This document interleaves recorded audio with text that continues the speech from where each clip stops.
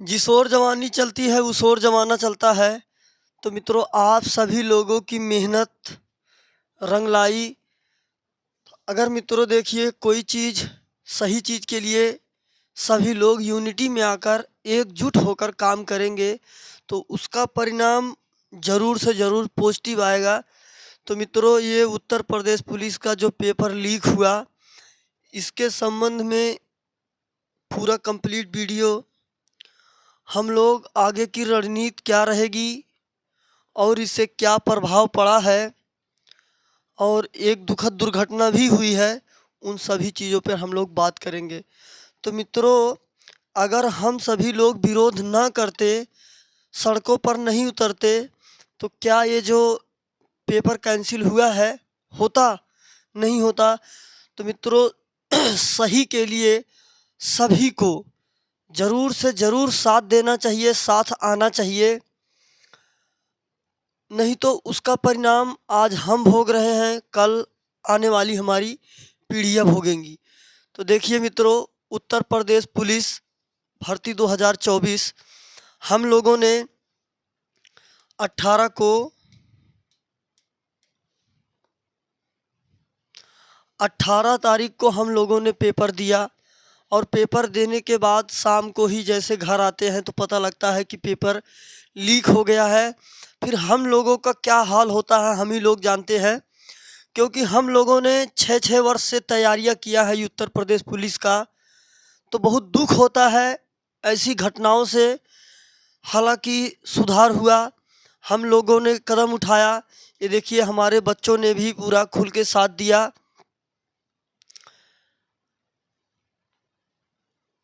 ये देखिए, आप लोगों ने जो ये अहिंसा का मार्ग अपनाया और आपकी इस भूख प्यास में कड़ी मेहनत जब आप लोगों ने किया न्याय के लिए, तो देखिए आप लोगों की मेहनत सफल हुई। हम जितने भी हमारे स्टूडेंट थे, जितने भी भाई लोग, सभी लोग साथ दिए, और आप लोगों ने यहाँ से लेकर पूरा सड़क तक, दोस्तपुर तक, सभी लोग साथ आकर इसमें भाग लिए। और जो गलत था, अपने सही मांग के लिए आप सभी लोगों ने साथ दिया खुल के। ये देखिए हमारे योद्धाओं को, ये सभी लोग। तो आज जान लीजिए, आपने ऐसा किया है तो आपके इस काम का परिणाम ये देखिए निकल कर आया है। आप सब लोगों के प्रयास ने एक बहुत ही अच्छा डिसीजन हमारे माननीय मुख्यमंत्री साहब ने लिया है।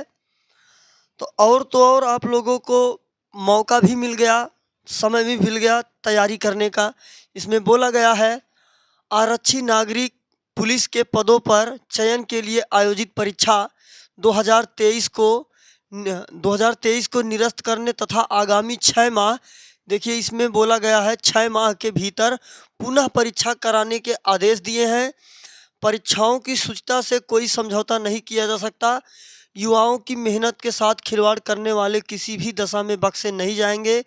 ऐसे अराजक तत्वों के खिलाफ कठोरतम कार्रवाई होनी तय है।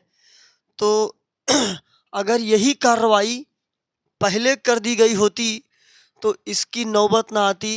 ये बताइए, पढ़ने वाले, तैयारी करने वाले युवा स्टूडेंट सड़कों पर भूखे प्यासे यहाँ पर उतरे हैं। और तो और एक पॉइंट, ये हम लोगों के साथ में गलत हो रहा है, ये बात हम लोग समझ रहे हैं, लेकिन हम लोगों के परिवार वाले नहीं समझते हैं। हम लोगों के परिवार वाले यहाँ पर इन सब में जाने से मना करते हैं, विरोध करते हैं। तो देखिए मित्रों, अगर आप शिक्षित हैं, शिक्षा ले रहे हैं, तो सही और गलत का निर्णय आप खुद करिए। अगर आपने ये नहीं किया होता तो आज ये निर्णय नहीं आया होता, और इतनी बड़ी भर्ती, ऐतिहासिक भर्ती में कितने अयोग्य लोग पुलिस बन जाते, और पुलिस बनकर हम आपके मैटर में आएंगे, निर्णय करवाएंगे, तो कैसा डिसीजन लेंगे, हमारे साथ कैसा व्यवहार करेंगे, आप खुद सोच सकते हैं। तो इसमें अभिभावकों को भी समझदार होना चाहिए, गंभीरता से इन सब चीज़ों को लेना चाहिए। नहीं लेते हैं, गलत है। मैं बहुत बहुत खुश हूँ। ये देखिए, ये हमारे शेर शेरनियाँ, ये सभी लोग इस बात को समझें। ये दोनों शेरनियाँ मेरी लखनऊ तक जाने के लिए तैयार थीं और ये बच्ची दवा के लिए जा रही थी। मैंने इनके पास फ़ोन करके बताया तो ये दवा लेने नहीं गई, आ गई मैदान में। और ये बहादुर बच्चा पूरे टीम को हंसाता रहा, किसी को परेशान नहीं होने दिया। सो के उठते ही बोला इसने इस भाई को कि आपके बच्चे गुलाम पैदा होंगे। तो अब मैं बात करूंगा, ये देखिए मित्रों, सरकारी रिजल्ट पर भी दे दिया गया है। Exam city available as per schedule निर्धारित किया जाएगा, अभी निर्धारित नहीं किया गया। Admit card available as per schedule, अभी ये भी निर्धारित किया जाएगा। तो मित्रों, सरकारी रिजल्ट पर दे दिया गया है। ये हैं Renuka Mishra, DG UP police भर्ती बोर्ड। तो इतने बड़े पद पर ये माननीय श्रीमती रेणुका मिश्रा जी हैं भर्ती बोर्ड से। ये लोग, भाई पहली बात तो इतने बड़े पद पर हैं, बहुत शिक्षा ग्रहण करके आप इतने बड़े पद पर हुई हैं तो काफ़ी बिजी रहती होंगी।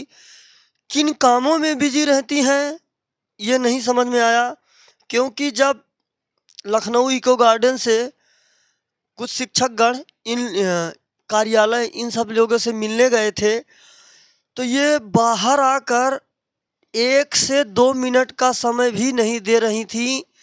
ये चलती जा रही हैं और हमारे सर लोग डिमांड करते जा रहे हैं, पूरी बात स्पष्टता से सुनी तक नहीं जा रही है। तो ये बताइए माननीय जी, आप इतने बड़े पद पर हैं, आपने खुद मान लिया कि धांधली हुआ है और आप लोग बात तक नहीं सुनने के तैयार हैं। आप जो इतनी बिजी हैं, आप वो किस काम में बिजी हैं?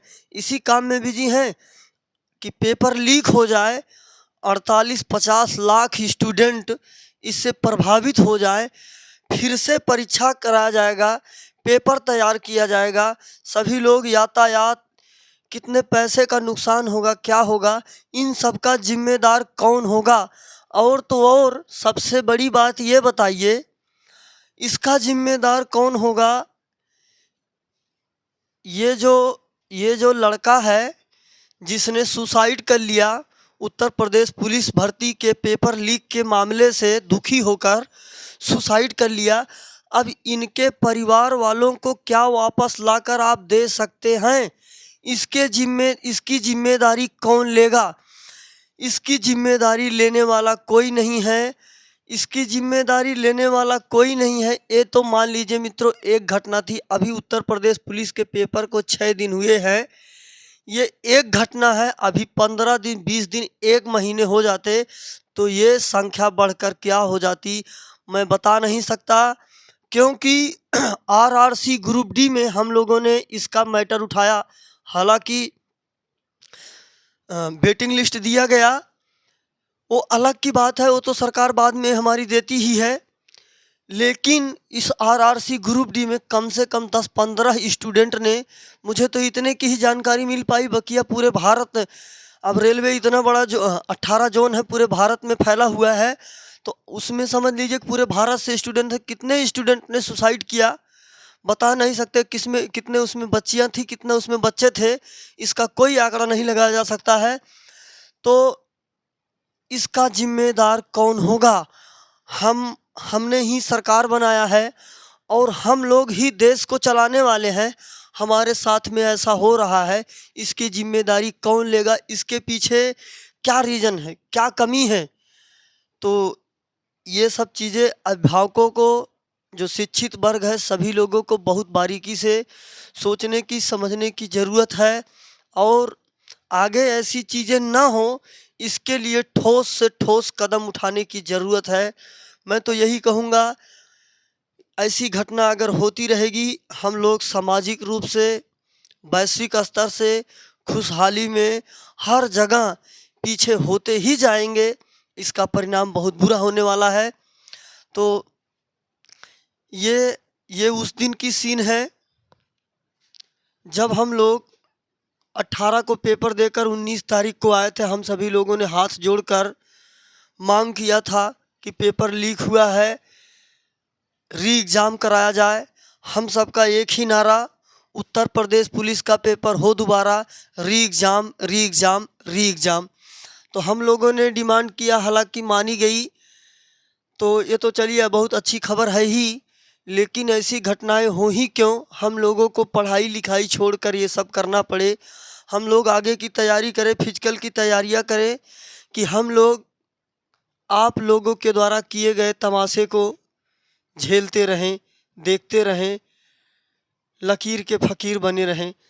और तो और हमारी जो संविधान का चौथा स्तंभ जिन्हें मीडिया कहा जाता है, वह मीडिया लोग हम लोगों की बात सुनने की बजाय, हम लोगों का दर्द समझने की बजाय, बल्कि हम लोगों को उलझाते हैं। हम लोगों को बिना बिना कुछ भी बात जाने समझे, बिना कुछ भी सोचे समझे, हम लोगों के बारे में कुछ भी बिना जाने वो लोग हम लोगों को गलत ठहराने की कोशिश करते हैं। आप गलत क्यों ठहराते हैं आपको जब कुछ पता ही नहीं है? तो मित्रों मीडिया के बारे में क्या कहें। जब हम लोग सभी लोग 19 तारीख को गए थे मैदान में दोस्तपुर, तो 3-4 मीडिया कर्मी आए थे। वह सभी लोग हम लोगों की बात उठाने के बजाय दबाने के चक्कर में थे। तो अपनी मीडिया का क्या हाल हो गया है आप देख सकते हैं। जो ये भाई साहब हम दिखाते हैं सच, ये सामने आए तो छोटे मोटे मीडिया वाले बात उठा रहे हैं। ठीक है, अच्छी बात है, लेकिन जो हमारा संविधान का चौथा स्तंभ है अनुच्छेद 19 से, इन लोगों को जाग जाना चाहिए। अगर आप लोग जाग जाएंगे तो ये जो घटना हो रही है घटना नहीं होगी। अब इनके परिवार वालों को क्या बताया जाएगा? पेपर लीक होने की चर्चा से हताश युवक ने खुदकुशी की। इसने अपनी मार्कशीट ग्रेजुएशन तक का अपने रूम में जला दिया और सुसाइड नोट लिख के साफ साफ बताया है कि इसमें हमारे परिवार वालों को परेशान ना किया जाए। मैं उत्तर प्रदेश पुलिस के पेपर से हताश होकर सुसाइड कर रहा हूं। तो ऐसा नहीं होना चाहिए। ये देख सकते हैं आप, सिपाही भर्ती परीक्षा में पेपर लीक के विरोध में प्रदर्शन।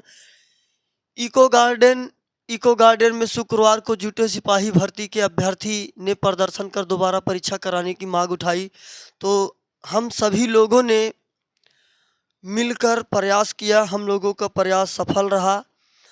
तो मैं ये कहना चाहूँगा, जो भी लोग शिक्षित हैं, तैयारी कर रहे हैं, अभिभावक लोग, सभी लोग इन सब की बात की गहराइयों को समझिए और किसको किस पद पर बैठाना है जो आपके हाथ में है, वो तो उचित निर्णय लीजिए ही लीजिए। और ऐसी घटना ना हो इसके बारे में सोचिए। क्या हो सकता है अपना मत दीजिए। उसके लिए जो भी कर सकते हैं आप करिए किसी भी तरीके से, ताकि हम सभी लोग शिक्षा में आगे बढ़ते रहें और अपने भविष्य को आगे ले जा सकें। इन सब चीज़ों में फंस के परेशान ना हो। तो अब आगे चलिए हम लोग प्लानिंग कर लेते हैं यूपीपी की आगे की रणनीति, हम लोगों की तैयारी को लेकर क्या रहेगा। तो मित्रों अब देखिए टाइम मिल गया है, तो टाइम मिलने से तैयारी हम लोग एकदम ज़बरदस्त कर लेंगे और 100% भरोसा कर लेंगे, 100% पर आ जाएंगे कि हम लोग अब की बार यूपी पुलिस पार कर देंगे, क्योंकि इतनी बड़ी भर्ती है 60,244। तो ऑफलाइन जो बैच है आपकी कल से ही 7 बजे से स्टार्ट होगी, 11 बजे तक डेली चलेगी। और जो शाम वाली बैच थी और सुबह वाली बैच थी, उन दोनों बैच को एक में ही मर्ज किया जाता है, क्योंकि थोड़ा एकेडमी की भी क्लासें हो गई हैं। तो दोनों बैच को 7 से 11 में मर्ज किया जाता है यूपी पुलिस का। तो जितने भी स्टूडेंट हैं आप सभी लोग कल से ज्वाइन कर सकते हैं। क्लास अपना नियमित रूप से रनिंग रहेंगी।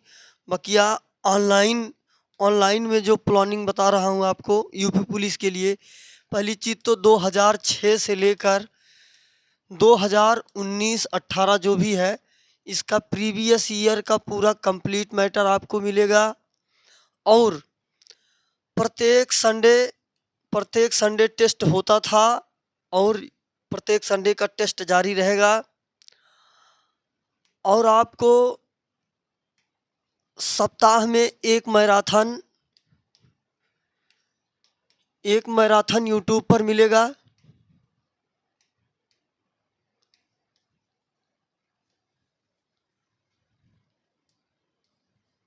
एक मैराथन आपको सप्ताह में यूट्यूब पर मिलेगा। और आपको टेस्ट सीरीज आपको संयुक्त एकेडमी का जल्द लॉन्च कर दिया जाएगा, ऑनलाइन भी और ऑफलाइन भी। बकिया और सभी की सभी क्लासें, मैथ की आपको दिनेश सर, रीजनिंग की आपको विनोद सर, जीके और हिंदी मैं आपको दूंगा। इसकी डेली एक एक क्लास रहेंगी और आपको टेस्ट सीरीज मिलेगा, सप्ताह में मैराथन रहेगा। और जो टेस्ट होगा सोमवार को उसका पूरा कंप्लीट सॉल्यूशन दिया जाएगा।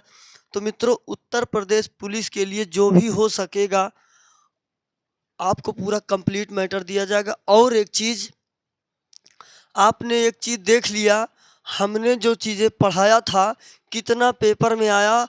अभी मित्रों जो चारों पेपर हैं, चारों पेपर मेरे पास हैं, उन सभी का मैथ सभी पार्ट जितने हैं सभी को चारों सेटों का सेट करके आपको मैं दिखाऊंगा। हम लोगों ने जो अपने एक्सपीरियंस के साथ इन 1.5 महीनों में आप लोगों को पढ़ाया था, कितने प्रश्न आए थे।